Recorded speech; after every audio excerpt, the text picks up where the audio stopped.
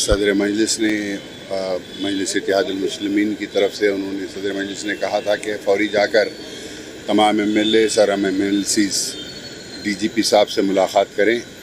تاکہ آنے والی بقرعید کے ٹائم کے اوپر جو ابھی سے حالات خراب کرنے کی جو کوشش کر رہے ہیں وہ نہ ہو، تاکہ ہم مجلس کی جانب سے ہم نے ہمیشہ کوشش کی ہے کہ جو بھی فیسٹیول ہو وہ فیسٹیول آرام سے اور سکون سے پیسفل طریقے سے ہر کوئی اپنی اپنی فیسٹیول منائے۔ اب بقرعید جب بھی آتی ہے تو ہماری اس فیسٹیول کے اندر ڈسٹربنس پیدا کرنے کی ہمیشہ یہ فرقہ پرستوں کی طرف سے کوشش کی جاتی ہے۔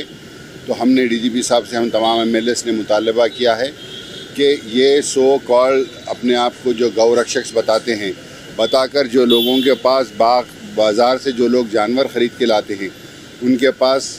انفٹ for breeding, unfit for rearing certificates رہتا ہے، تو جو جانور